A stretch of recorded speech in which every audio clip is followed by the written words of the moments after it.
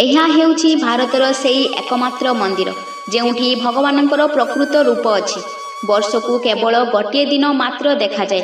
ବାକି ସମ୍ପୂର୍ଣ୍ଣ ବର୍ଷ ଭଗବାନଙ୍କ ବିଗ୍ରହକୁ ଚନ୍ଦନର 7ଟି ମୋଟା ପରତରେ ଢାଙ୍କି ରଖାଯାଏ। କାହିଁକି ଏଭଳି ହୁଏ?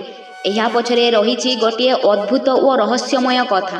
ହିରଣ୍ୟକଶ୍ୟପଙ୍କୁ ବଧ କରିବା ପରେ ମଧ୍ୟ ଭଗବାନ ବିଷ୍ଣୁଙ୍କ ସବୁଠାରୁ ଉଗ୍ର ଅବତାର ଶ୍ରୀ ନରସିଂହ ଅବତାର ତାଙ୍କର କ୍ରୋଧ ଓ ତୀବ୍ର ତାପ ଶାନ୍ତ ହେଉନଥିଲା। ତାପରେ ସମଗ୍ର ସଂସାର ଜଳିବାକୁ ଲାଗିଲା। ଭକ୍ତ ପ୍ରହ୍ଲାଦ ଓ ଅନ୍ୟ ଦେବତାମାନଙ୍କ ପ୍ରାର୍ଥନାରେ ପ୍ରସନ୍ନ ହୋଇ ଭଗବାନ ନରସିଂହ ଏହି ସିଂହାଚଳ ପର୍ବତରେ ସ୍ଥାୟୀ ଭାବେ ବାସ କରିବାକୁ ନିଷ୍ପତ୍ତି ନେଲେ, ଯାହାଦ୍ୱାରା ତାଙ୍କର ଉଗ୍ରତା ଶାନ୍ତ ହେବ। କିନ୍ତୁ ସମୟ ବିତିବା ସହ ତାଙ୍କର ଏହି ବିଶାଳ ଓ ଉଗ୍ର ରୂପ ମାଟି ଓ ପଥର ତଳେ ଧୀରେ ଧୀରେ ଢାକି ଯାଇଥିଲା। ବହୁତ ବର୍ଷ ପରେ ଆନ୍ଧ୍ରପ୍ରଦେଶର ରାଜା ପୁରୁବାଙ୍କୁ ଭଗବାନ ନରସିଂହ ନିଜେ ସ୍ୱପ୍ନରେ ଦର୍ଶନ ଦେଲେ। ଭଗବାନ କହିଲେ, ମୋର ସ୍ୱୟମ୍ଭୁ ମୂର୍ତ୍ତି ଏହି ପର୍ବତ ଉପରେ ମାଟି ତଳେ ଦବି ରହିଛି, ତାହାକୁ ଉଦ୍ଧାର କରି ସ୍ଥାପନ କର। ରାଜା ପୁରୁବା ଭଗବାନଙ୍କ ଆଦେଶ ଅନୁସାରେ ମୂର୍ତ୍ତିକୁ ଖୋଜି ବାହାର କରିଲେ ଏବଂ ସ୍ଥାପନା କରିଲେ।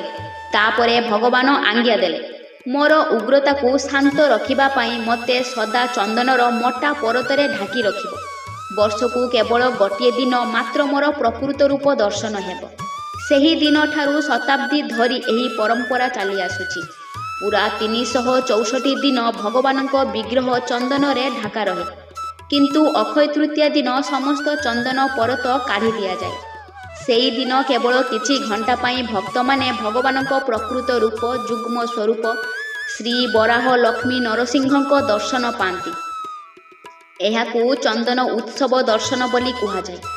ଏହି ଦୁର୍ଲଭ ଦର୍ଶନ ପାଇଁ ଲକ୍ଷ ଲକ୍ଷ ଭକ୍ତ ଏଠାରେ ସମବେତ ହୁଅନ୍ତି। ଦର୍ଶନ ପରେ ପୁଣି ଥରେ ଭଗବାନଙ୍କୁ ଚନ୍ଦନର ମୋଟା ପରତରେ ଢାଙ୍କି ଦିଆଯାଏ। ଏହା ହେଉଛି ଗୋଟିଏ ରହସ୍ୟମୟ ଓ ପବିତ୍ର ଧାମ, ଶ୍ରୀ ବରାହ ଲକ୍ଷ୍ମୀ ନରସିଂହ ସ୍ୱାମୀ ମନ୍ଦିର, ଯାହା ଆନ୍ଧ୍ରପ୍ରଦେଶର ବିଶାଖାପଟ୍ଟନମ ସହରରୁ ପ୍ରାୟ 16 କିଲୋମିଟର ଦୂର ସିଂହାଚଳ ପାହାଡ଼ ଉପରେ ଅବସ୍ଥିତ।